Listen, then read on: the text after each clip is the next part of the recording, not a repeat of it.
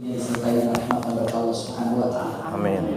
Semoga seperti ini Allah kumpulkan kita di dunia, seperti ini juga kelak Allah kumpulkan kita di surganya. Amin ya Allah. Sahibul bait, tuan rumah, sahibul hajat yang dirahmati oleh Allah Subhanahu wa taala. Acara yang sangat luar biasa, pastinya berkaitan dengan syukur kepada Allah karena salah satu daripada keluarga besar pada waktu ini, Masya Allah, sedang ada dari salah satu keluarganya mengandung dan Masya Allah dalam hamil usia berapa bulan? 7 bulan. Masya Allah. Punten, singkat untuk digambarkan. Apapun bentuknya, pasti tidak pernah rasa syukur, tidak pernah lepas daripada rasa syukur. Terima kasih ya Allah, Engkau hadiahkan kepada kami keturunan. Bayangkan bunda ayahanda, seorang nabi lama tidak punya keturunan, sampai meminta kepada Allah dengan munajat dan doa. Bukan hanya doa, tapi munajat. Munajat dan doa. Apa bedanya munajat dengan doa? Kalau doa itu meminta kepada Allah langsung, tapi kalau munajat seakan-akan ada curhatnya kepada Allah. Simak kalimat ini digambarkan oleh Nabi Zakaria. Nabi Zakaria hampir 100 tahun lebih tidak memiliki keturunan dalam usia yang sudah sepuh. Lalu dia memohon kepada Allah dengan kata-kata yang luar biasa. Iya, Rabbi, inni wahanal admu minni washta'ala ra'su syaiba walam akun bidu'aika Rabbi syaqiyya. Ya Allah, walaupun rambutku sudah mulai memutih semuanya dan tulang belulangku sudah mulai rapuh, tapi aku tidak akan pernah bosan untuk memohon kepada Allah agar punya keturunan. Nabi diuji oleh Allah. Kenapa? Ujiannya juga sangat berat. Lama tidak punya keturunan, minta, ya Allah ingin punya keturunan, ya Allah ingin punya keturunan. Nabi Ibrahim meminta kepada Allah agar punya keturunan. Seakan-akan Nabi saja tidak tenang hatinya kalau belum punya keturunan. Sekali lagi, Nabi saja merasa tidak tenang dalam hidupnya kalau belum punya keturunan. Pertanyaannya, memangnya untuk apa keturunan ini? Keturunan ini untuk menjadikan tabungan kita kalau kita sudah wafat. Itu tabungan kita. Jadi sekali lagi, turunan yang kita miliki, anak pertama, anak kedua, ada yang punya anak 4, ada yang punya anak 5. Untuk apa fungsinya? Fungsi tertinggi punya keturunan agar anak ini melanjutkan punten amalan kita setelah kita wafat nanti. Bukankah ada kalimat yang sangat indah, idza mata ibnul adama in qata'a amaluhu illa bithalathin. Apabila anak Adam wafat, semua amalannya bagaimana? Terputus. Kecuali 3. Bunda, ayahanda yang 3 ini salah satunya apa? Doa anak yang soleh. Bisa jadi orang tuanya usia 50 tahun wafat, 60 tahun wafat, tapi anaknya setiap sholat berdoa Allahumma gfirli wali walidayya warhamhuma kama rabbayani shaghira. Doa itu sampai kepada orang tuanya dan orang tuanya terus menambah rekeningnya dari tabungan amalan soleh yang dikirim oleh siapa? Putranya. Putranya baca Quran, lalu setelah Yasin dibacanya dihadiahkan untuk orang tuanya, masuk kepada amalan orang tuanya. Putra yang kedua membaca surah misalnya Al-Kahfi, dihadiahkan kepada orang tuanya sampai kepada orang tuanya. Anaknya berinfak atas nama orang tuanya sampai kepada siapa? Orang tuanya. Ini dia. Maka punten, fungsi anak ini adalah para ulama juga menyatakan paling gampang diungkapkan usia kedua kita. Usia kedua kita. Anak sholat yang mengajarkan orang tuanya, yakinkan pahala sholat anak itu akan mengalir kepada siapa? Orang tuanya. Ini fungsinya. Ini fungsinya. Punten, kita lanjutkan dengan menyebutkan, oh jadi fungsi anak itu apa ya? Sebagai tabungan. Tapi punten, tidak ada anak itu bisa sendiri, soleh sendiri, ngaji sendiri, pastinya perlu diapakan? Diajarkan. Coba, subhanallah, apakah ada anak bisa ngaji tanpa diajarkan? Tidak. Belajarkan, setelah itu dia bisa mengalir pahalanya untuk orang tuanya. Punten. Maka bagaimana caranya ya agar anak kita menjadi tabungan untuk kita? Ulangi lagi. Bagaimana caranya ya agar anak ini menjadi tabungan buat kita? Jawaban pertama adalah kitanya dulu harus menjadi tabungan untuk orang tua kita. Ibu berbuat baik kepada orang tua ibu, bapak berbuat baik kepada orang tua bapak, maka anak akan seperti itu nanti memperlakukan ibu dan bapak. Kama tadintu dan. Jangan berharap anak ini akan berbakti kepada kedua orang tuanya kalau seandainya kita saja tidak bisa berbakti kepada orang tua. Maka punten, ini adalah hukum yang indah. Kalau ingin anak soleh, maka soleh dulu kita kepada orang tua. Kalau ingin diperhatikan oleh anak, perhatikan dulu oleh kita orang tua. Maka itulah punten, kalimat yang indah. Mustahil ada anak yang susah hidupnya, yang dalam keadaan sedih terus hidupnya, kalau anak itu masih bisa membahagiakan orang tua. Kunci dari orang tua, birrul walidain. Kuncinya di sana. Birrul walidain, pegang baik-baik. Kenapa saya sampaikan birrul walidain? Efeknya apa? Efeknya kepada anak juga kepada kita. Sampai lihat ayatnya. Jelas semuanya. Wa qadha rabbuka alla ta'budu illa iyyahu wa bil walidaini ihsana. Allah telah memerintahkan kepada kalian untuk beribadah kepada Allah. Kalian itu kita. Allah telah memerintahkan kepada kita untuk beribadah kepada Allah. Lalu Allah kan dan berbuat baik kepada orang tua. Tidak mengatakan lalu berbuat baik kepada orang tua, tidak pakai lalu. Terus berbuat baik kepada orang tua, tidak menggunakan terus, tapi mengatakan dan. Kalau dan itu sama-sama. Saya sampaikan, telah datang Muhammad dan Ali. Saya tanya, punten, kira-kira datangnya sama-sama apa enggak? Muhammad dan Ali sama-sama apa enggak? Sama-sama. Pakai dan. Kalau saya katakan telah datang Muhammad lalu Ali, sama-sama apa enggak? Tidak, pakai lalu. Kalau dan itu bahasa Arabnya wa.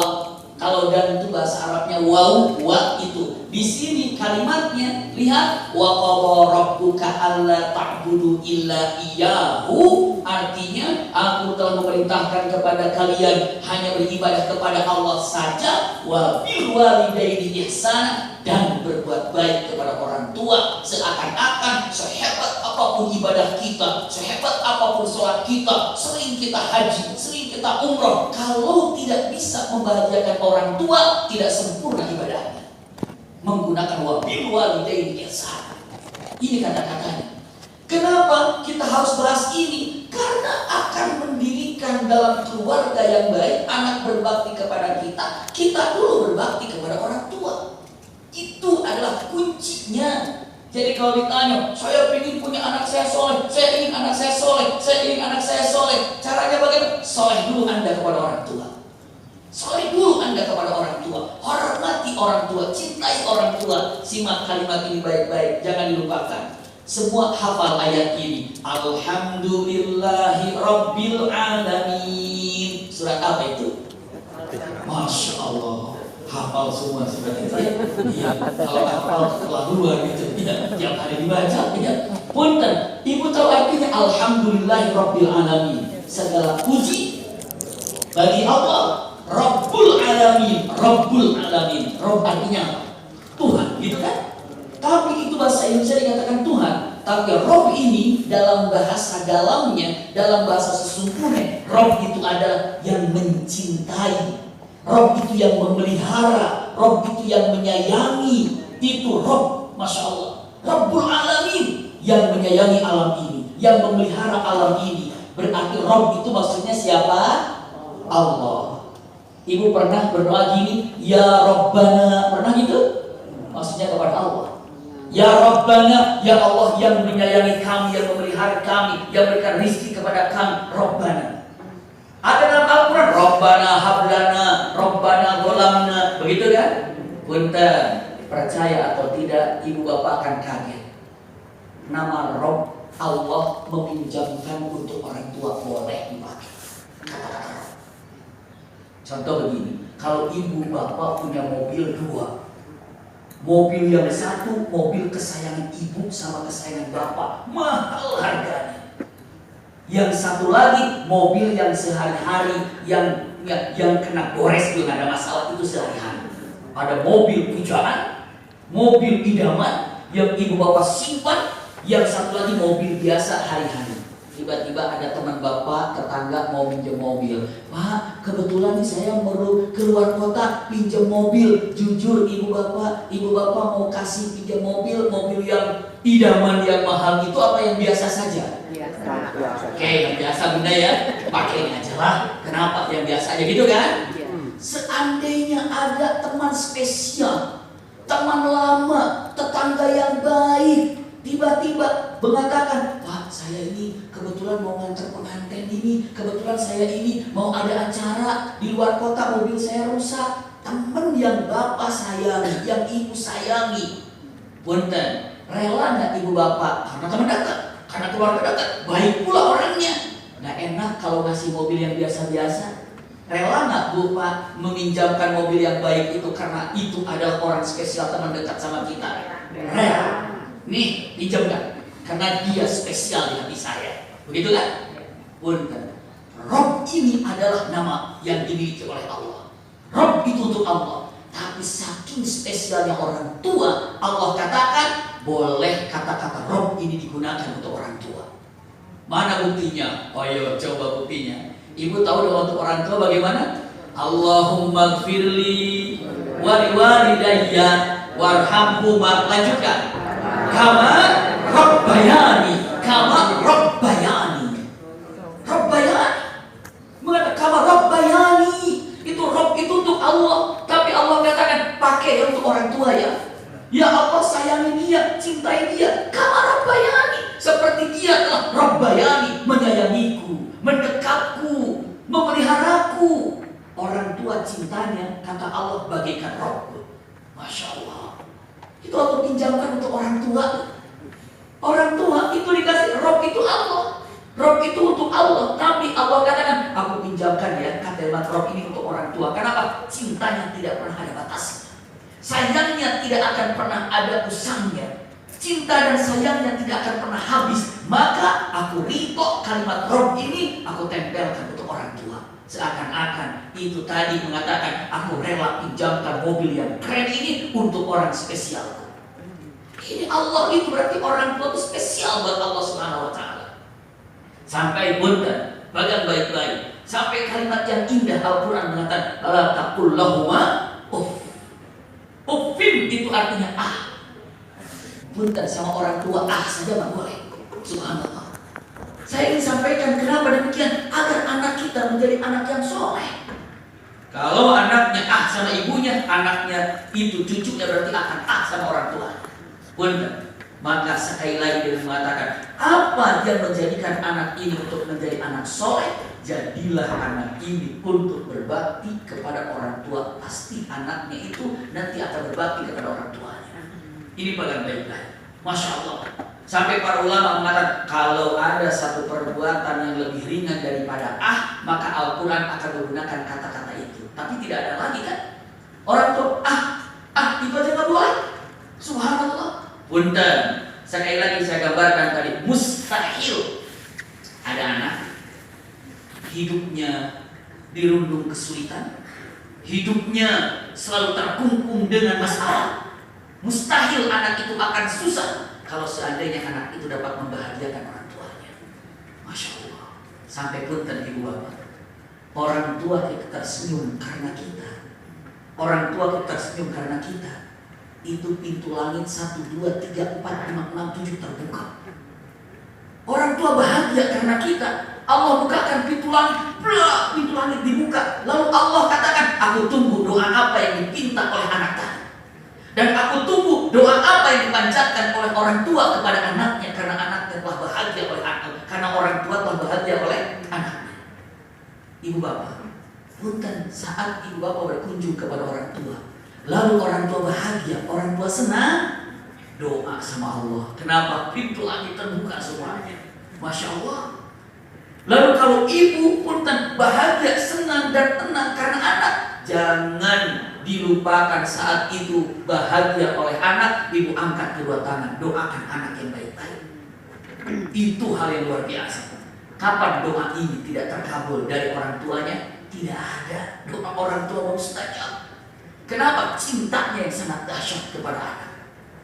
Maka punten, kalau ada yang mengatakan orang tua, ibu bapak, hati-hati pun saya sarankan untuk orang tua di sini.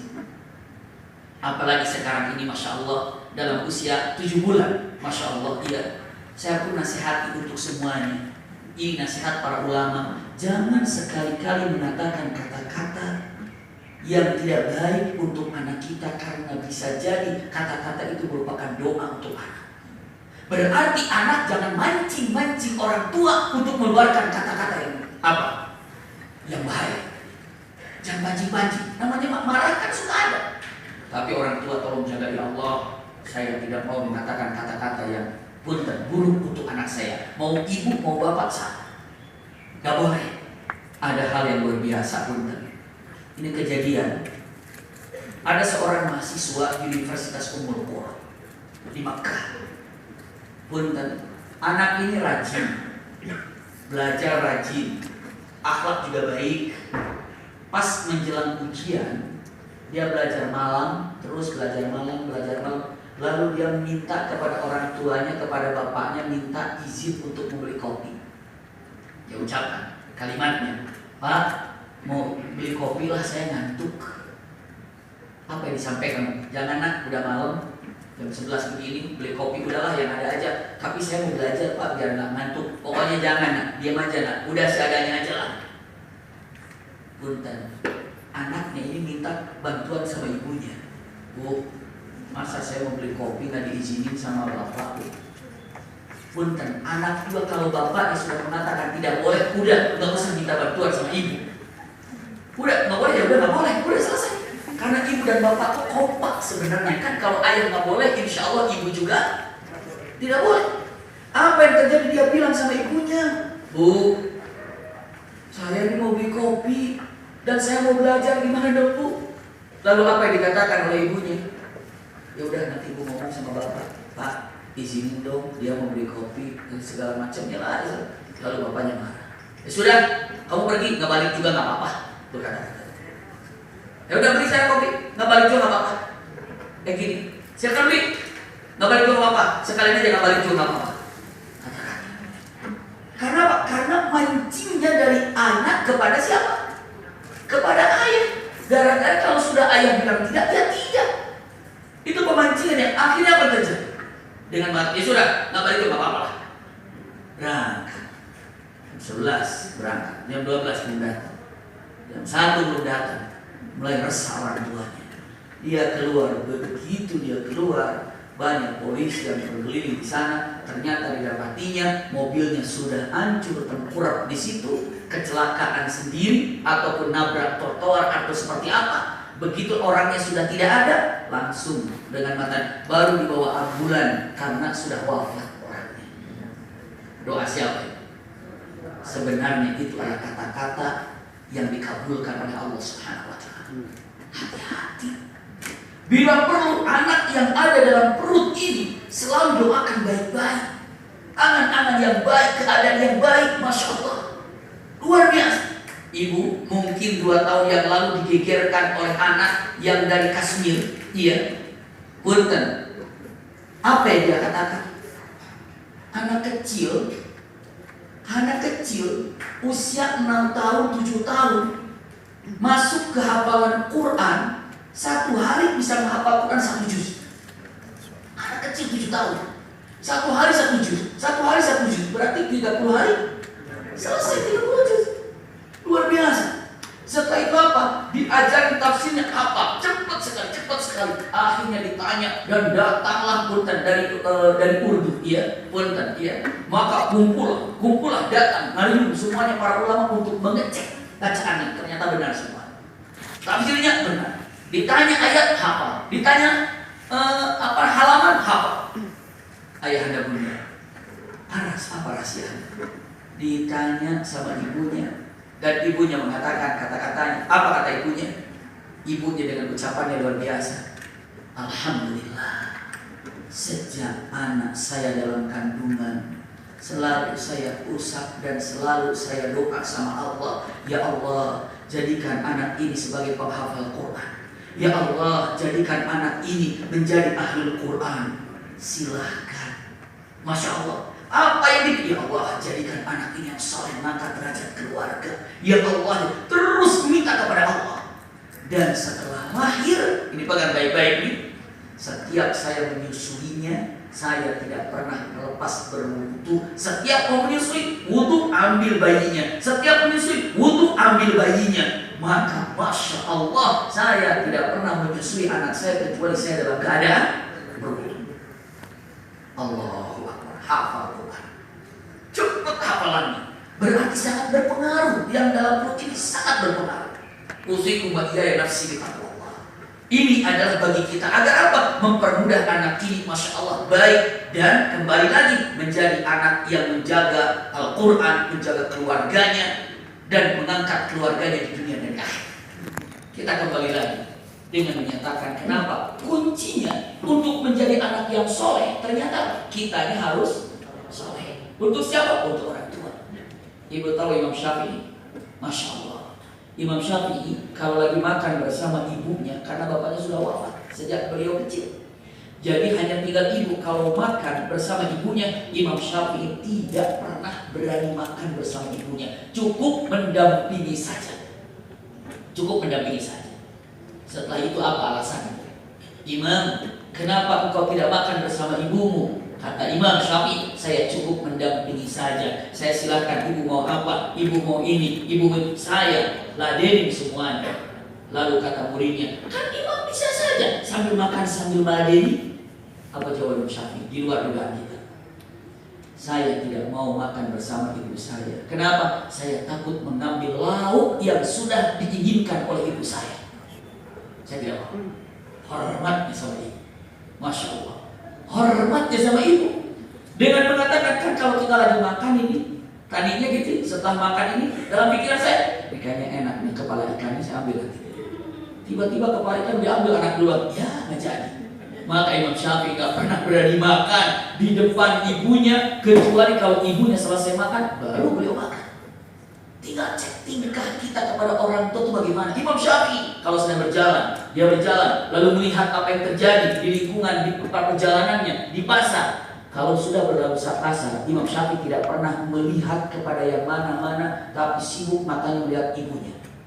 Ibunya matanya berlabuh kemana? Ibunya matanya melihat apa? Kalau ibunya sudah 3 kali melihat itu, 2 kali, 3 kali melihat barang yang sama, tanpa ragu Imam Syafi'i mengambil barang itu, mengatakan, ibu silahkan ambil, bungkus. Masya Allah. Kenapa? Begitu paham terhadap apa yang diinginkan oleh orang tua. Karena terkadang orang tua tidak meminta, tapi kita anaknya harus peka terhadap bahasa orang tua. Itu orang tua demikian. Masya Allah. Orang tua itu nggak perlu apa namanya ya, nggak perlu dibohongin lah kira-kira bahasa kasarnya. Kenapa? Karena orang tua sudah tahu maksud anak itu apa. Karena bahasa orang tua lebih tajam daripada bahasa lisan. Hatinya, misal contoh saja, ada orang tua mengatakan, contoh saja, kita kan masih punya orang tua. Apabila kita tidak punya orang tua, sudah wafat, kita akan gambarkan seperti apa untuk menjadikan kita tetap soleh walaupun orang tua sudah tidak ada. Misalnya, orang tua bilang, nah, mama ini ingin beli itu, mama ini ingin beli ini, bapak ingin itu, ingin ini. Orang tua pun tidak akan pernah menginginkan sesuatu kecuali orang tua tahu anak itu mampu, anak itu bisa. Sampai Rasulullah mengatakan, anta wa malu kali abika. Artinya apa? Hartamu dan apa yang kau miliki itu milik orang tua. Jangan kembali, milik orang tua milik kita, milik kita, milik kita. Itu kan kita. Dia, coba kalau saya tanya, punten baik-baik, ayah dan bunda, punten, berapa kali kita menggunakan fasilitas punya orang tua? Berapa kali? Nah, terhingga ya. Sekarang berapa kali orang tua menggunakan fasilitas punya anak? Sekali-sekali. Begitu. Sampai punten, bukan untuk apa, tapi apa? Ini dengan mengatakan kalau benar, iya ya, subhanallah. Dan nggak ada yang namanya orang tua, nggak ada orang tua begitu selesai semuanya tiba-tiba, nah kamu sudah sukses nih, bapak udah kumpulin kwitansi sejak kamu SD dulu. Nah, ini loh kuliah biaya kamu, nggak ada, lillahi ta'ala bunda. Tapi punten jangan salah bunda, beberapa bulan yang lalu ada sahabat kami mau menikah. Sahabat kami telepon, Alimaki, dalam Islam ada uang susu nggak? Tahu uang susu bunda? Ibu juga nggak kenal, mungkin nggak tahu, mungkin sebagian banyak nggak tahu. Saya juga baru tahu uang susu. Uang susu itu apa? Uang susu itu dipinta oleh calon mertuanya, karena dia bilang saya membesarkan anak saya itu susah payah. Jadi tolonglah kasih ibu berapalah uang susu. Karena saya besarkan anak saya ini sekarang kan mau jadi istri kamu, mau jadi mengabdi kepada kamu. Jadi sekarang entah berapalah ngasih uang susu buat mama. Astagfirullahaladzim. Itu mana ikhlasnya kalau gitu? Ternyata ada dipinta begitu, Pak, ada.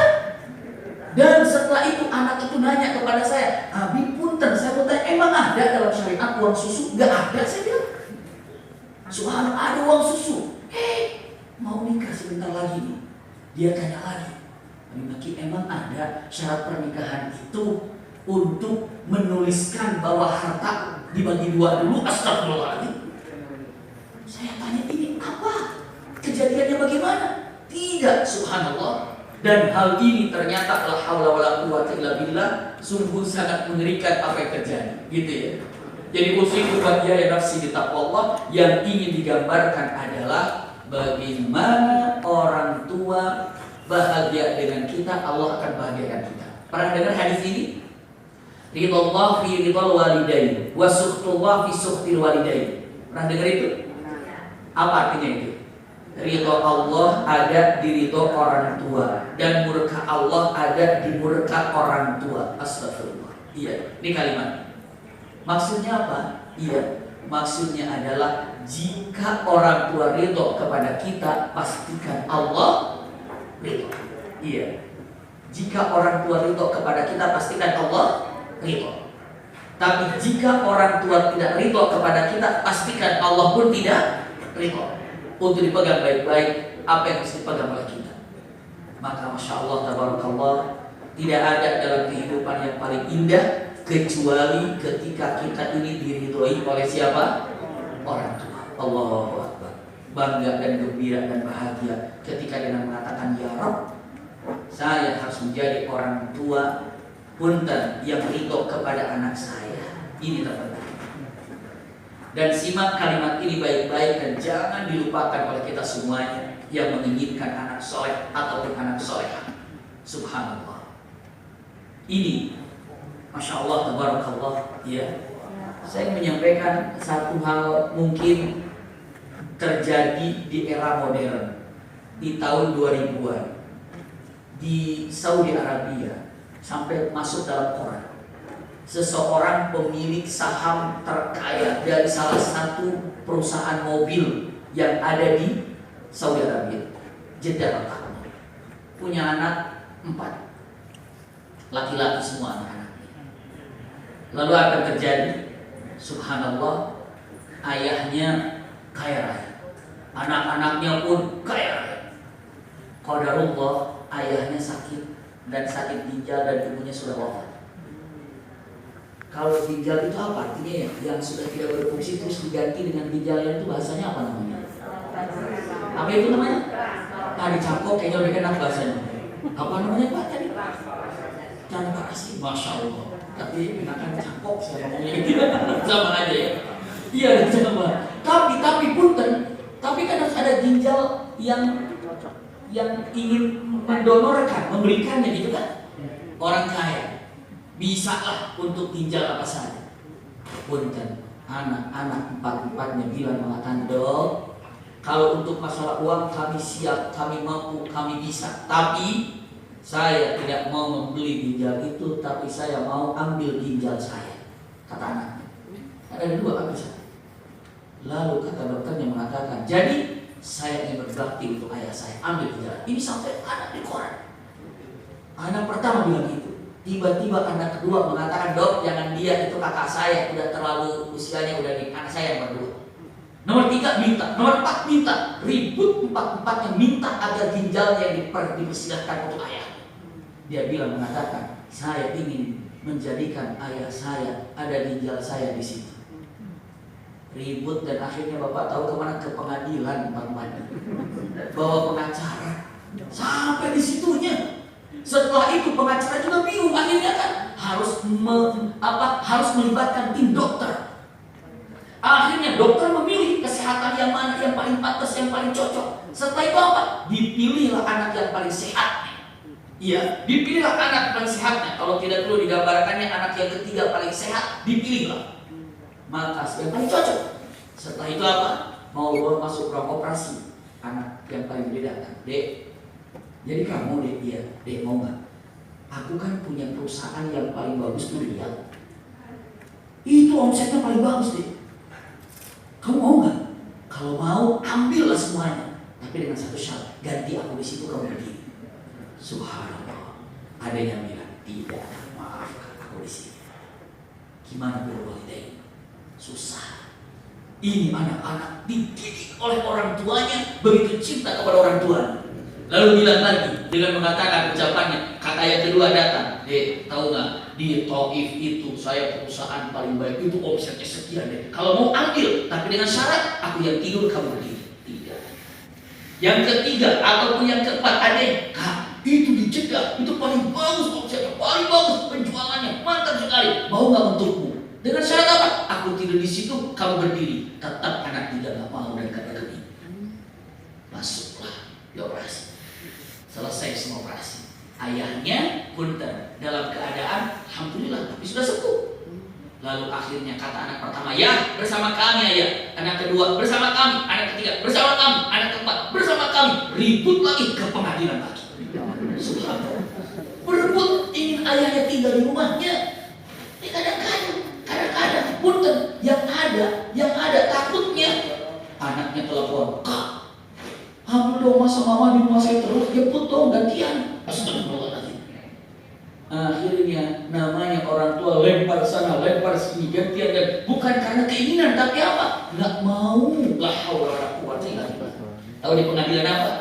Langsung melihat lagi tim yang ada, kedokteran lagi, dan akhirnya dicek. Karena yang sudah sepuh, kira-kira suasana harus aman, nyaman, udara segar, maka pengadilan mengatakan ucapannya, harus suasananya nanti akan ada tim untuk melihat di mana orang tuanya akan ditinggal, mana rumahnya paling layak, matahari terbit kena kamarnya, matahari terbenam kena kamarnya, lalu udaranya sejuk, udaranya jauh daripada keramaian, tidak polusi. Tempat itu yang pas di Taif. Empat-empatnya beli pil di Taif. Subhanallah. Jadi bayangkan, dan itu kisah itu menjadi kisah yang sangat viral sekali pada waktu itu. Dan akhirnya, masya Allah, tabarakallah, dimenangkan kalau tidak keliru di salah satu anaknya, tapi saya lupa. Tapi mengambillah di situ karena di Taif. Masya Allah. Akhirnya vilanya dibeli berdampingan, lalu hanya tinggal pakai roda ke sini, jadi 4 villa itu berdampingan, pindah. Kenapa? Birrul walidain. Dia tahu ingin anaknya jadi soleh, saya harus berbakti kepada orang tua. Bagaimana anak kita akan berbakti kepada kita kalau kita tidak bisa berbakti untuk orang tua? Ini untuk dipegang baik-baik oleh kita. Iya ya. Usikum wa iyaya nafsi bittaqwa. Karena tidak ada yang diharapkan dari kita kecuali mendapatkan anak soleh. Punten, jujur, saya tanya sama ibu-ibu khusus karena bapak-bapak tidak merasakan. Punten, iya, ibu ketika mengandung yang pernah merasakan capek nggak? Capek. Tanya aja sekarang ini yang sedang 7 bulan bagaimana tidur tenggorokannya susah. Iya, makanya istri saya aja kalau lagi hamil dulu, tolong carilah ranjang yang bolong tengahnya biar bisa tengkurap gitu khusus. Kenapa? Ya, karena berapa lama terus saja begini. Masya Allah, capek. Setelah itu punten ini. Setelah mengandung selama 9 bulan, makan kurang nyaman, tidur pun agak terganggu, punten. Saya tidak menceritakan Rito ya. Kalau Rito semua Rito. Kalau saya tanya Rito semuanya. tapi sedang membicarakan tentang lelahnya. Melahirkan bunda, capek nggak? Capek. Hamil, capek. Melahirkan, capek. Setelah itu punten, menyusuinya gimana? Capek, lelah, menyusuinya punten. Amain itu 2 tahun.